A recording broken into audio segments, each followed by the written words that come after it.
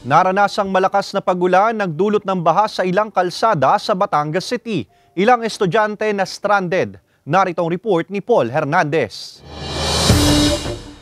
Rumaragas ang tubig baha ang sumalubong sa mga motorista sa diversion road sa Alangilan, Batangas City. Dulot yan ang biglaang buhos ng malakas na ulan pasado 2:00 ng hapon kanina. Sa poblasyon, gutter deep na baha rin ang namerwisyo sa mga tumatawid. Ilang minuto ring stranded ang mga estudyante sa labas ng paaralan. Marami ang sumuong nang nakapaa sa maitim na baha makauwi lamang. Sabi ng State Weather Bureau na Pag-asa, dala ang malakas na ulan ng thunderstorms. Mga isolated po na thunderstorm yan. Hindi po siya gaya nung yung kalat-kalat po na ulan, as in yung parang widespread po na ulan. Wala raw silang namomonitor na sama ng lagay ng panahon sa loob at labas ng bansa. Hanggang weekend, may isolated rain showers sa hapon o gabi ang posibleng maranasan. Iba yung pag-iingat ang inaabiso ng Pag-asa sa publiko.